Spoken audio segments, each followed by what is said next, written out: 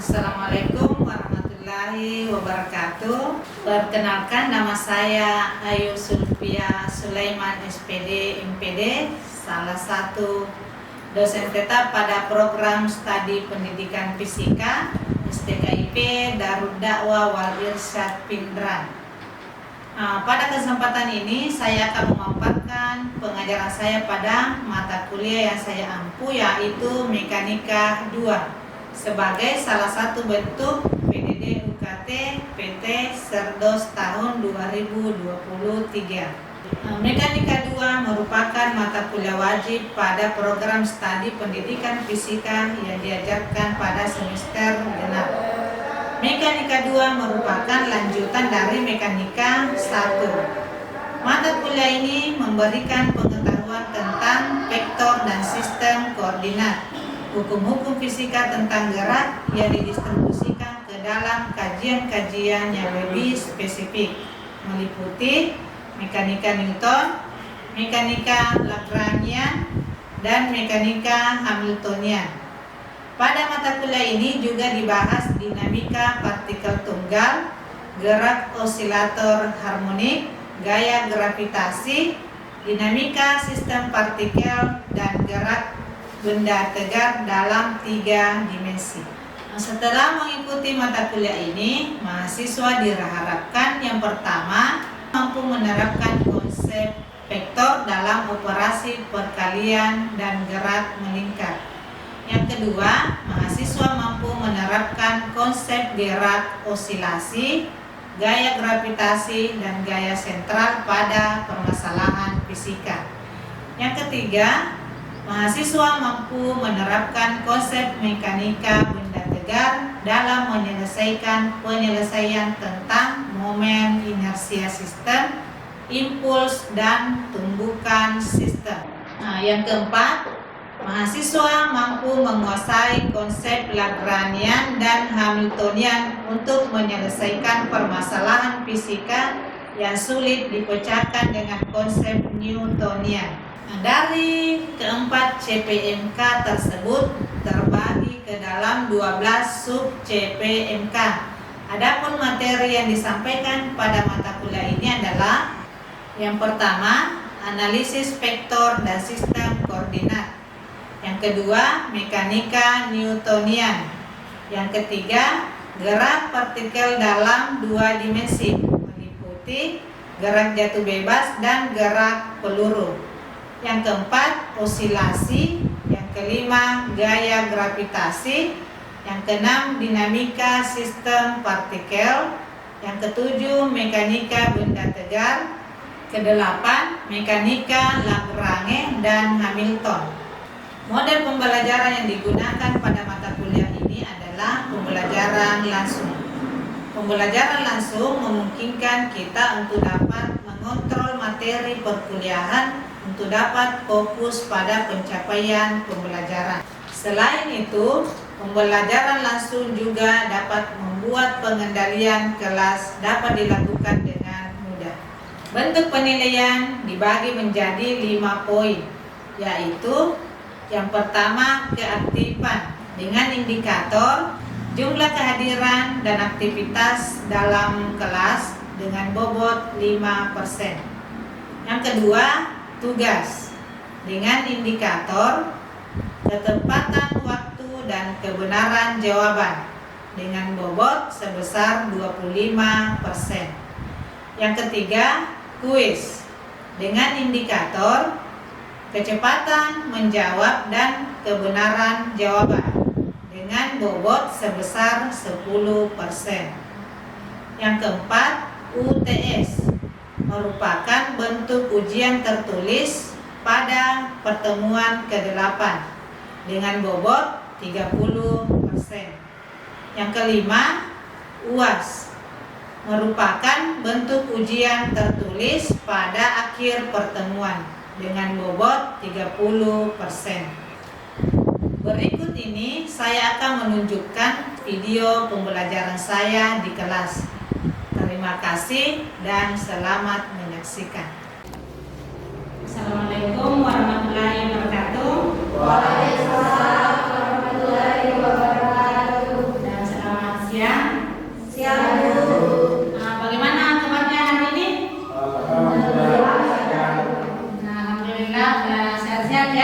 Ya Bu.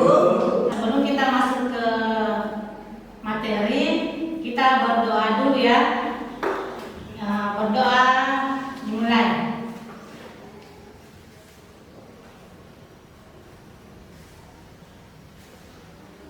Doa selesai. Ada berapa orang temannya yang tidak hadir? Tiga orang. Siapa? Rehan. Siapa lagi? Saskia. Ini yang sakit ya? Iya Bu. Ya, kita doakan temannya ini ya, mudah-mudahan cepat diberi kesembuhan dan bisa bergabung lagi bersama kita ya. Untuk materi hari ini kita akan belajar tentang gaya gravitasi. Nah, untuk gaya gravitasi ini materinya itu ada hubungannya dengan hukum Newton. Hukum Newton ini sudah pernah dipelajari ya? Sudah. Ya, dari berapa minggu yang lalu? Nah, jadi diingat-ingat ya pelajarannya ini karena nanti ini materinya ada hubungannya dengan gaya gravitasi. Nah, sekarang sebelum kita ke materi, perhatikan dulu di sini. Capaian mata kuliah yang ingin kita capai hari ini adalah mahasiswa mampu menerapkan prinsip konsep dasar IPA, matematika, komputasi, elektronika, dan instrumentasi sebagai perangkat penting memahami dan menyelesaikan permasalahan fisika. Nah, adapun sub CPMK-nya artinya lebih spesifik lagi ya, yaitu menguasai konsep gaya gravitasi melalui pembelajaran kontekstual. Nah, lebih spesifik lagi ada tujuan apa yang ingin kita capai dari konsep gaya gravitasi, yaitu mahasiswa di sini mampu menguasai konsepnya nanti ya, kemudian dan dapat menyelesaikan soal-soal yang berhubungan dengan gaya gravitasi. Nah, sekarang kita langsung ke konsepnya.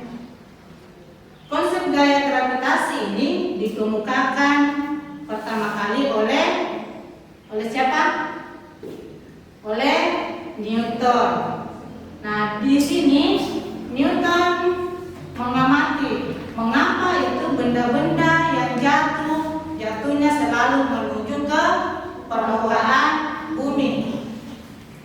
Kemudian ada juga planet-planet itu bergerak mengelilingi matahari. Nah, di sini apa sih sebenarnya yang menyebabkan planet-planet ini bisa tetap bergerak melintasi mengelilingi matahari? Dan apa yang menyebabkan benda-benda yang jatuh arahnya selalu menuju ke permukaan bumi? Nah, di sini kita bisa ilustrasikan. Nah, sekarang kita ilustrasikan ya konsepnya tadi. Nah, misalnya di sini ada dua benda. Jadi kedua benda ini masing-masing memiliki massa. Jadi kita tulis R1 dengan studionya ya. Kita tuliskan di sini R1, kemudian ada dua. Nah, kemudian dari kedua benda ini di sini kan ada jarak. Nah, kita tuliskan jaraknya ada R di sini. Nah, kita tulis sama jarak itu adalah R. Jadi jaraknya ini diukur dari pusat bendanya atau titik pusatnya ya. Dia diukur dari sini. Kemudian di sini juga. Kemudian kan di sini terjadi gaya tarik menarik. Berarti ada gaya yang bekerja. Nanti kita tulis sini. Sini ada F. Gaya ada F. Kita tulis di sini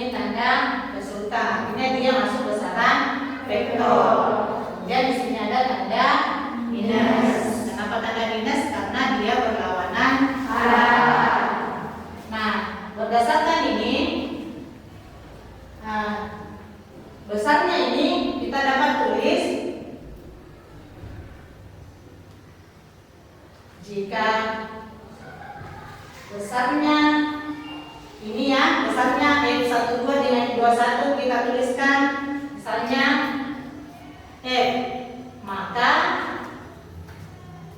menurut Newton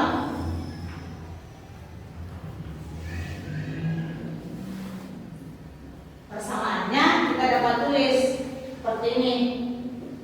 F sama dengan G minus 1 kali 2 per R kuadrat. Nah, sekarang kita lihat di sini persamaannya. Kalau masanya semakin besar, artinya gayanya juga semakin besar.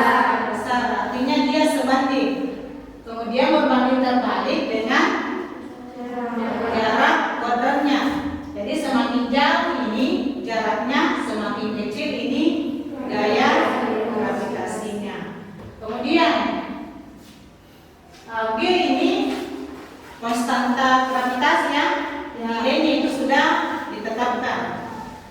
Nilainya itu adalah G sama dengan 6,67 kali 10 pangkat minus 11 Newton meter kuadrat per kilogram kuadrat.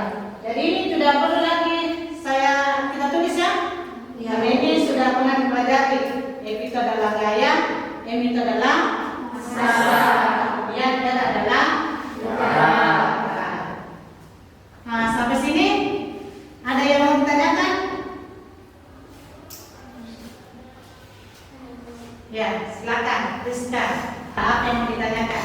Mengapa bentuk yang berpengaruh pada kecepatan benda bukan berat benda?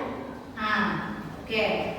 Jadi pertanyaan temannya, kenapa kecepatan itu yang berpengaruh adalah bentuknya, bukan beratnya. Artinya kenapa benda yang dijatuhkan, misalnya ada benda yang jatuh, kenapa yang bentuknya yang lebih berpengaruh, bukan beratnya.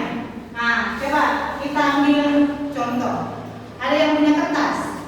Nah, kita perhatikan di sini. Ini ada 2 kertas. Beratnya sama. Nah, sekarang kita ubah bentuknya yang satu dalam bentuk gumpalan, yang satu dalam bentuk lembaran. Jadi bentuknya berbeda, beratnya sama. Kita remas ya. Nah, bentuknya sudah berbeda, beratnya sama. Sekarang bentuknya yang berbeda. Ini dalam bentuk gumpalan, ini dalam bentuk lembaran. Nah, kenapa gumpalan ini lebih cepat sampai ke lantai dibanding lembaran ini? Karena ini gumpalan luas permukaannya lebih kecil dibanding yang berbentuk lembaran. Jadi gaya geseknya ini yang berbentuk gumpalan lebih kecil dibanding yang berbentuk lembaran. Sehingga gaya gesek yang berpengaruh di sini, ini gaya geseknya ini lebih kecil, sedangkan ini lebih besar. Karena gaya geseknya ini lebih besar, maka terjadi ini dia melawan arah gaya gravitasi, sehingga dia lebih lambat jatuh dibanding yang berbentuk gumpalan. Makanya ini makanya yang bentuknya yang lebih berpengaruh, bukan beratnya. Nah, begitu. Bagaimana, Rizka? Dipahami, Bu. Yang lain? Oke. Nah, ada pertanyaan yang lain? Tidak ada? Nah, kalau tidak ada pertanyaan lagi, kita lanjut ke soal-soal. Berdasarkan tadi tujuannya ya, dapat menyelesaikan soal-soal yang berhubungan dengan gaya gravitasi. Nah, sekarang perhatikan dulu. Di sini ada soal. Nah, di sini 3 buah partikel dengan masanya adalah M, berturut-turut terletak pada titik A itu besarnya adalah 0,0. Kemudian pada partikel B nilainya 3,0. Kemudian pada partikel C ada 0,4. Nah, di sini dalam sistem koordinat bidan tentukan gaya yang dialami oleh partikel di titik A sama satuannya yang digunakan nanti dalam satuan internasional atau disingkat dengan SI.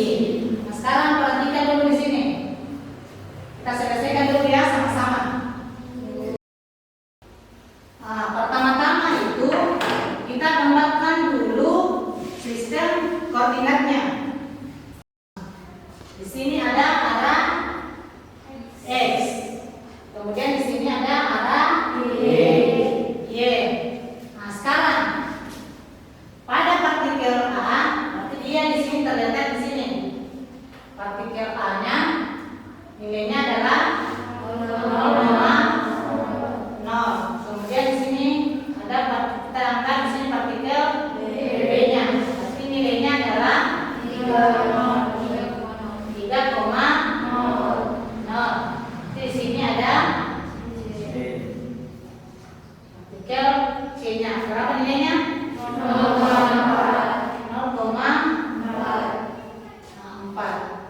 Nah, ini kan masanya semuanya sama. Nah, sekarang kita kembali ke langkah pertama. Nah, sekarang kita tambahkan gaya-gaya yang bekerja. Nah, di sini gaya pada partikel A berarti dia bergerak ke kanan. Kita tuliskan di sini ada gaya. Begitupun dengan partikel A ke C, tiada gaya yang bekerja. Nah, sekarang kita lihat di sini adalah tambah di sini F1. Kemudian di sini ada F2. Karena di sini gayanya saling tegak lurus, maka kita bisa tentukan resultannya melalui metode jajar genjang. Sekarang kita tinggal tarik ini. Sini ada sini besar ya. Nah, di sini kita tarik. Oke, di sini ada resultannya. Kita tuliskan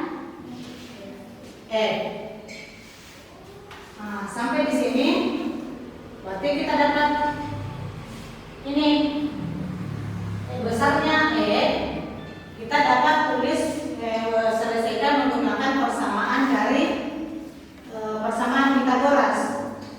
Berarti di sini F sama dengan akar F1 kuadrat ditambah F2 kuadrat. Nah, sekarang kita uraikan menggunakan ini yang persamaan dari gaya gravitasi.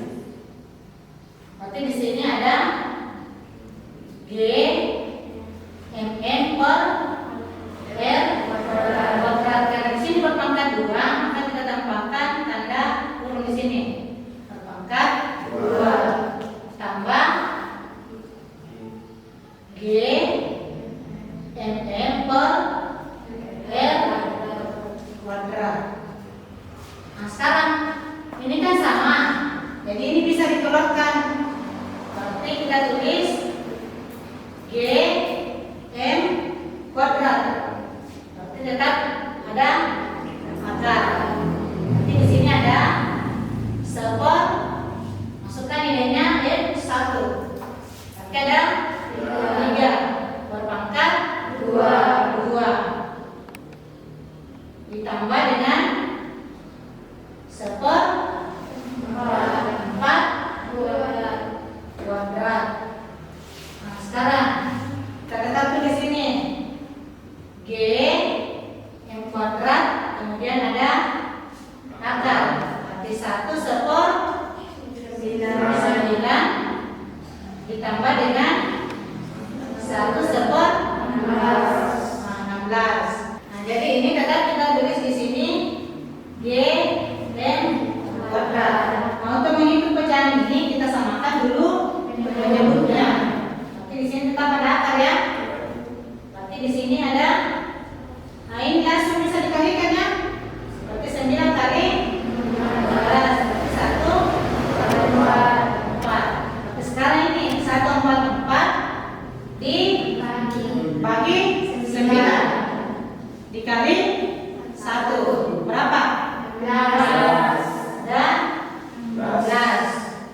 tambah samaannya ini 144 bagi 16 dikali 1 dia dapat 9.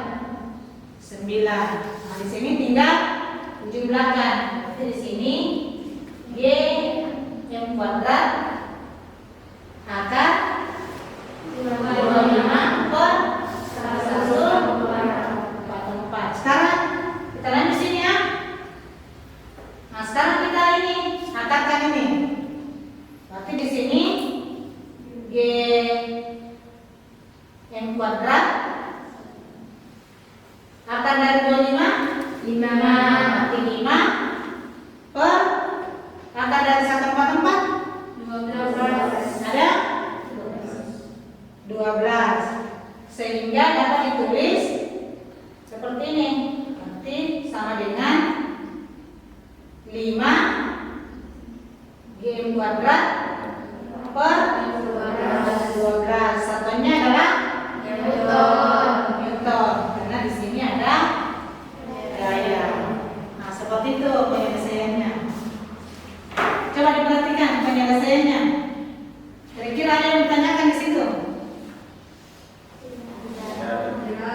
Jadi kalau saya kasih soal, kira-kira bisa? Bisa. Nah, jadi di atas ada soal ya, Ibu. Nah, coba-coba dikerjakan dulu. Baik, Ibu. Jadi ini cara kerjanya hampir sama dengan contoh soalnya tadi ya. Cuma bedakan di sini garis koordinatnya dia cuma menggunakan koordinat X saja. Tidak sama di contoh soalnya tadi dia pakai dua garis koordinat, ada koordinat X dengan Y. Tapi kalau di sini cuma X saja. Nah, kemudian masanya juga sama. Jadi ketiga partikel ini masanya sama. Jadi nanti kita ditulis X saja sama halnya dengan contoh soal tadi. Bagaimana? Kira-kira ada yang bisa? Oke. Ternyata ada temannya yang bisa. Yang lain bagaimana? Sementara Bu. Nah, yang lain lanjut ya. Nah, temannya coba naik di atas.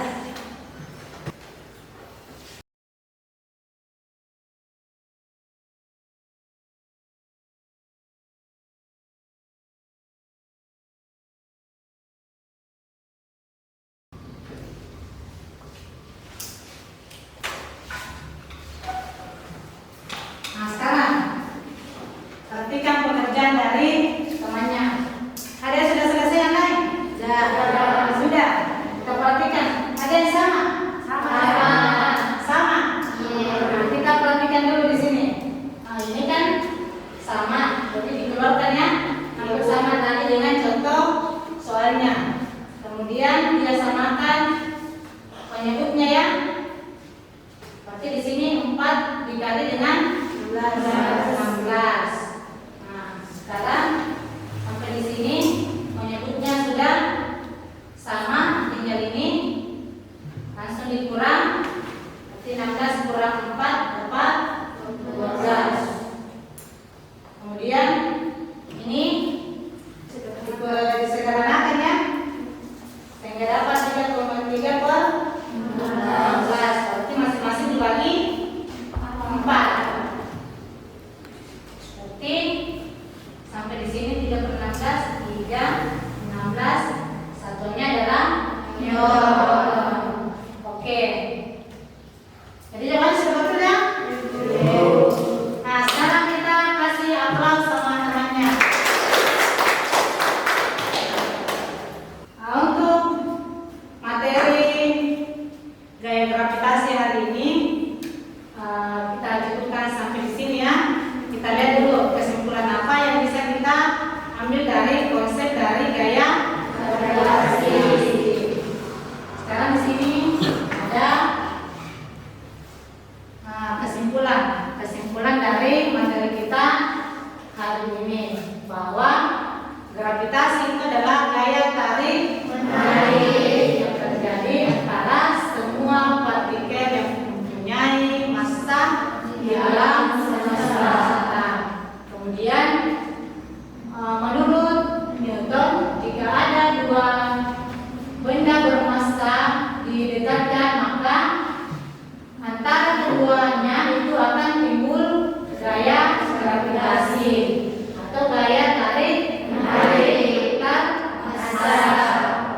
Besarnya gaya gravitasi ini sesuai dengan hukum Newton, di mana bunyi hukum Newton adalah semua benda di alam akan menarik benda lain dengan gaya yang besarnya sebanding dengan sekali massa partikel tersebut.